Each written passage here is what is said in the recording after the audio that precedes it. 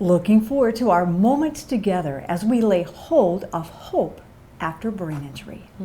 I'm Patty Foster, a TBI survivor in a coma for 6 weeks, expected to never, ever gain consciousness. Miracles happen. With me today is Dr. Dina Adams. Welcome and thank you for joining us today. Let's dive into something that many people deal with, brain injury or not. Short-term memory loss. Dr. Adams, give us some insight into this whole episode. What we've noticed is that anybody, pretty much 100%, that has a brain injury, anyone that has a brain injury, no matter the reason for it, short-term memory is a problem. Short-term memory is actually housed in the temporal lobe, which is about right here, but it also is all over the brain. So what we found is it actually is a continuum. Short-term memory, sometimes it's, I can't remember what just happened. Sometimes it's a little bit longer than that. You have a little bit of a longer memory. And sometimes people live in a perpetual present, which is really interesting. So, but most people deal with short-term memory loss. And it's not the same as having dementia or, you know, as we grow older, maybe not you, but me, I think about, oh man, I can't remember such and such. It's not the same as what a brain injury survivor deals with, which is the short-term memory. They just don't have it as well as they did before. Sometimes long-term memory as well, but mostly short-term memory. Reminds me of my situation. Yes, tell us. My short-term memory was zilch. It did not exist. Yes. I couldn't remember things. I couldn't remember how to chew, how to write ABCs. I had no idea of alphabet, how to identify an A, capital, lowercase. Wow. No memory whatsoever. And I would ask the same thing over and over. And I found through my years of continuing to recover, Post-it notes came to my rescue. Yes. So I keep Post-it note in business. In fact, I should own stock in Post-it notes because they are my short-term memory. Yes. They are, if you want to find me, look for Post-it notes in my car, on my desk, my computer, wherever I go, because so many things are gone. I will try to search the halls of my brain to find the room where that thought or memory might perhaps be not to be found. However, if someone can give me a hint, Yes. sometimes that can bring back that memory. Talk with us about that, Dr. Adams. There's a lot of different helps that we can use, and Post-it notes is great. And in fact, I even met with a guy that had short-term. He goes, let me just show you a picture of where I live. And there's Post-it notes all over his kitchen, all over everything. And so I'm so thankful that we have been, you know, that God has given us Post-it notes because they've been so helpful. But the other things that are, I think, that help people, and it just depends on you and what works with your family and your situation. But you may look at having a whiteboard in the kitchen, and you might want to just jot down what you're going to be doing that day, or what appointments you may have, and that's really helpful. Another thing that's very important, sometimes we forget about, and when you have a family, a large family, it's really hard to do, but if you can stay structured and consistent, that will really help. So if you have one place that you're going to put your keys every day, keep them at that same place. If you work out you have a workshop, keep your hammer in the same place, keep your lawnmower in the same place, and that will kind of relieve you from not remembering things. And then another thing that you do, Patty, that I think is really good, that you've told me about before, is you give yourself cues. So let's say we had a beautiful friend who had a brain injury from an assault, and she will put the clothes on to wash, but she'll forget about them. So what she does is she puts the laundry hamper in the middle of her den to remind her, hey, I've got a load of laundry out there. What kind of hints do you give yourself? Speaking of cleaning clothes, Okay. often if I'm washing clothes or drying clothes, I will leave the light on in the utility. Okay. And that gets my mind to remember I'm washing clothes, Patty, Oh, that's a good idea. because I'll forget. So leaving lights on for me in that certain vicinity will be to my advantage, to my brain's advantage. And do you know what you're mentioning consistency? I have found that brain injury is consistently inconsistent. Yeah, that's true. So I find that doing kind of the same way on a regular basis is to that brain injury survivor's advantage. Yes. So if something is to be changed, sure, you have to communicate that Yeah. with that individual and remember it even time after time to remind them, because it will not kick in quickly Yes. and it will be followed by mistakes often. Yes. So if you can try your best not to hold mistakes against us, try your Thank you. best Yeah. not to make us feel condemned or bad for making a mistake. Simply deal with it. Cope is our word, because that is what helps us lead to hope.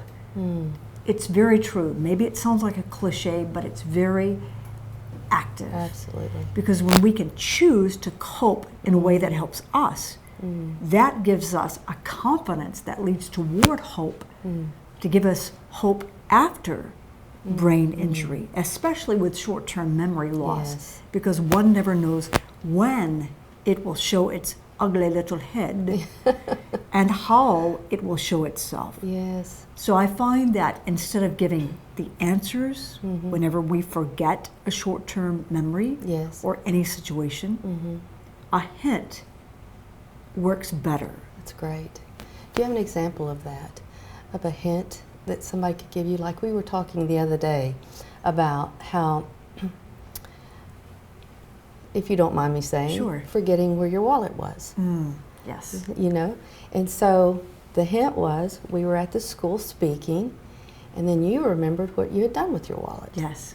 And when she said school speaking, that was the hint. And from there, I knew, I had taken it out of my purse, put it in my tapestry bag, and it was in there. Because it's, I mean, you know, when you forget your purse or your money or billfold or wallet or something, then it just takes your heart away. It's like, oh, what do I do? Yeah. So thankfully, her hint about the school triggered my mind and the short-term memory, and it helped it to make it through the mistake that I had forgotten.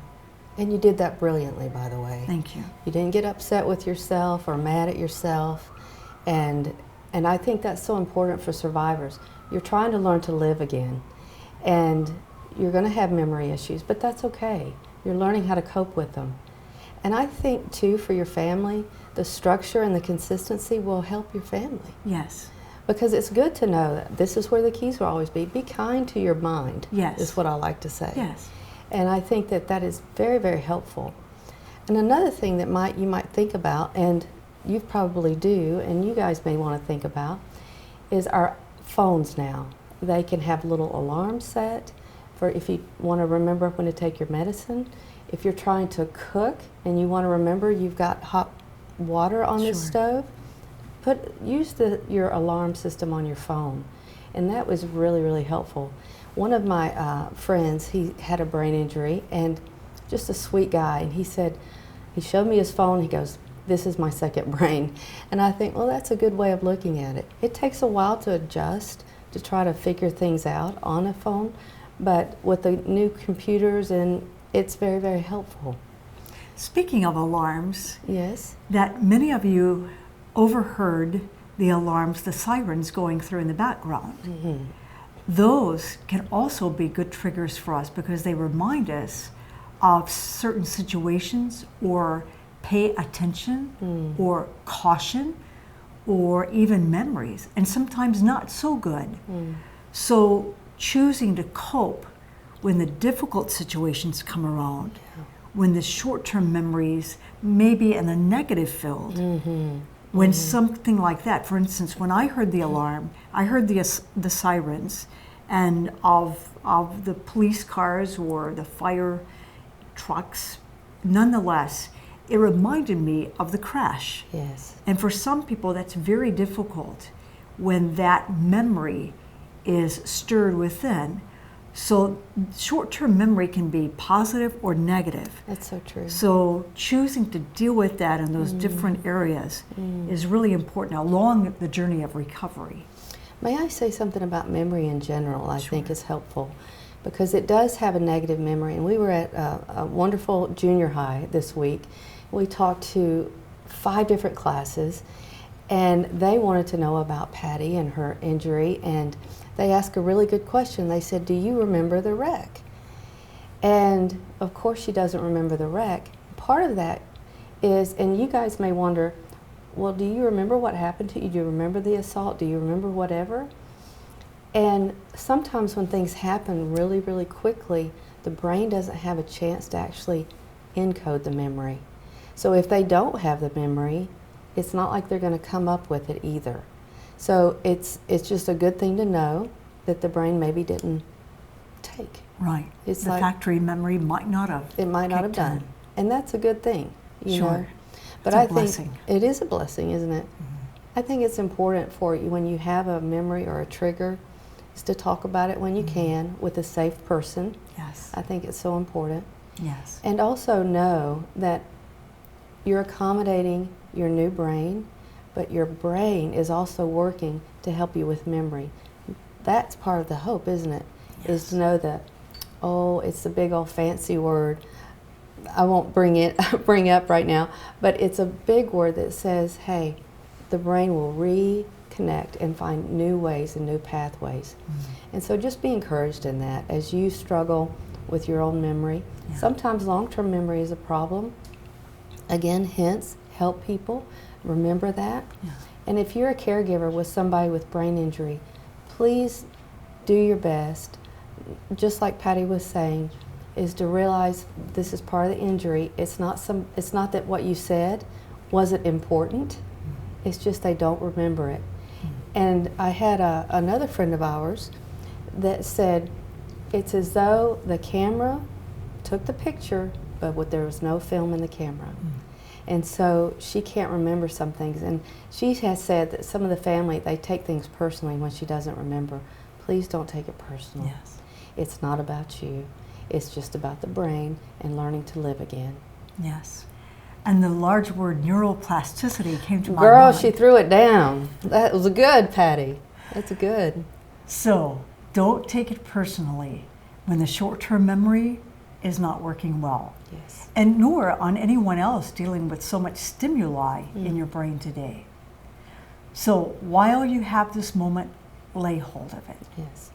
Dr. Adams and I so truly believe, with such a crucial belief, that finding hope after brain injury is truly one of the most sought after reliefs, not only for survivors of brain injury, but also for their families, their friends, caregivers. Yes.